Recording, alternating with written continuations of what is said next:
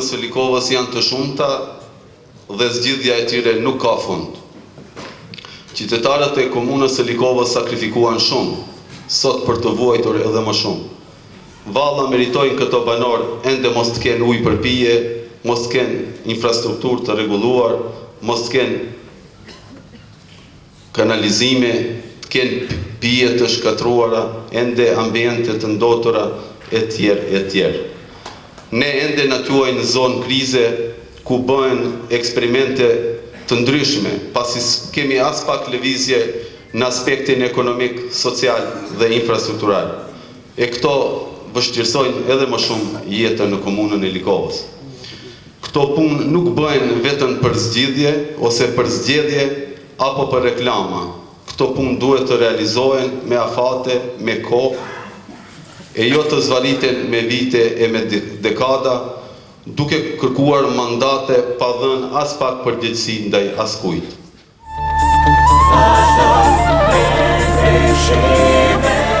Ne nuk kemi qëllim që këtu para jush të japim premtime boshe, por jemi këtu që të prezantojmë vizionin ton të ardhshëm, duke u bazuar në strukturën udhëheqëse të RDK-s dhe të bashkëpunëtorëve të saj.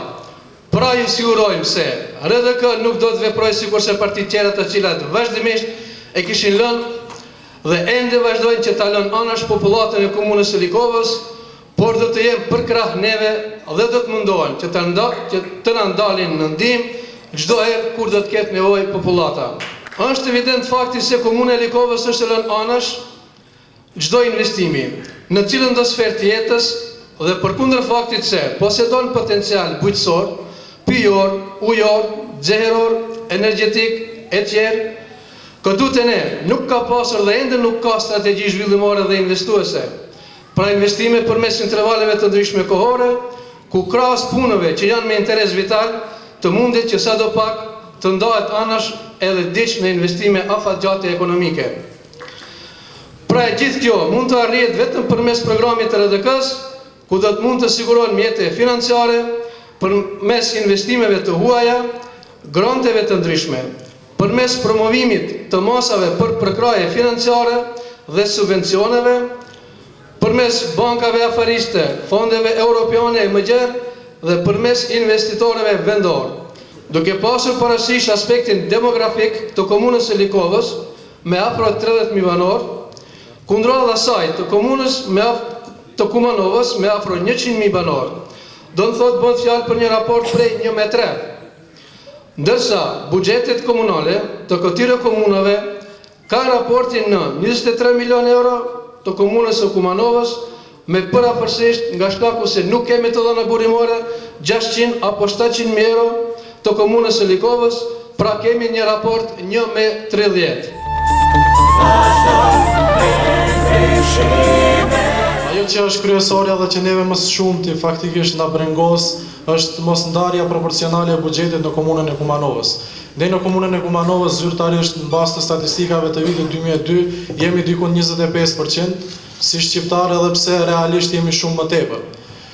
Kjo si shifër e cila është 25% në numrin e banorëve në buxhet, ta dini se në kulturë është më pak se 3%, në sport është më pak se 2%, klubet e sportit kumanovar nuk përkrahen, kultura nuk përkrahet, manifestimet e ndryshme të cilat bëhen, të cilat ftohen këngëtare të ndryshme shkojnë mjetët dhe buxhetet vetëm tek pjesa e maqedonëve, organizimet kulturore të cilat i bëjnë shqiptarët marrin diku 2.6% në krahasim me ato maqedonët që marrin mbi 90%.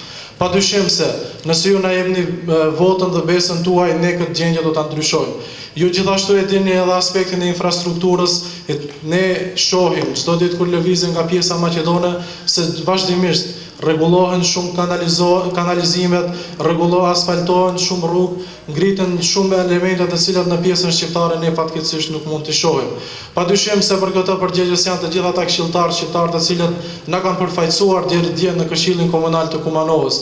I kanë lënë në lagjet shqiptare pa asfalt, pa kanalizim dhe pa elemente të bazë, sepse ata, siç duket, kanë bërë tregti me votën të cilën populli i ka besuar. Apeloj deri tek të gjithë ata të cilët do të na ndjekin, do të na përcjellin që të dalin sa më masivikisht me familjet e tyre të na votojnë, neve të votojnë në linjën demokratike kombëtare, të rrethojnë numrin 1, sepse ne dallojmë prej tjerëve, ne nuk bëjmë tregti me votën tuaj, ne do të qëndrojmë besnik votës tuaj dhe programin tonë do ta realizojmë për kushtim të plotë. Është fakti pamohueshëm se jetojmë në kohë të vështira, kur të bardhës si thuhet e zezë dhe të zezës si thuhet e bardhë, ku heshtja e zhgënjimit flet më shumë se fjalët e mashtrimit. Por koha nuk është ora dhe stina, por kohën e bëjnë njerëzit dhe vendosmëria e tyre, që në çastet më të vështira të gjejnë fuqinë dhe të marrin fatin në duart e veta. Prandaj ne dhe ju jemi ata që do ta ndryshojmë këtë realitet të hidhur. Shohim për çdo ditë se si na përbuzin, nënshmojnë, me një fjalë diskriminojnë. Tolerancën dhe zemërgjërsinë tonë e kuptojnë si dobësi, urtësinë tonë si heshtje. Por atyre u themi sot se ligji i shkruar është i qartë. Kush tjetrit varrin një agropon, vetë në të bie. Atyre ju themi, sinqerisht dhe vendosmërisht, na qëndron pas historia dhe para nesh na buzëqesh armëria. Nuk na ndalni dot. Nuk njihet asnjë rast në histori ku ndonjë popull e ka arritur vlerën e vet të vetëdijësimit në kurriz të një populli tjetër. Pikësinimi ynë kryesor në këto zgjedhje lokale do të jetë maksima e njohur mendo globalisht, ndërsa vepro lokalisht. Me fjalë të tjera, në zemër do ruajmë dhe mbajmë vlerat tona më fisnike kombëtare dhe në mendje dhe vepra do të bëjmë çmos që të sjellim mes nesh eksperiencat bashkëkohore në shërbim të popullit dhe armërisë tonë. Dhe kjo nuk është vetëm premtim, por vazhdimsi e qasjes son të dëshmuar nga kjo parti dhe udhëheqësia e saj. Jemi këtu për ju dhe jo e kundërta. Qoftë e bekuar Kumanova jon, qoftë e bekuar populli shqiptar. Votoni numrin 1.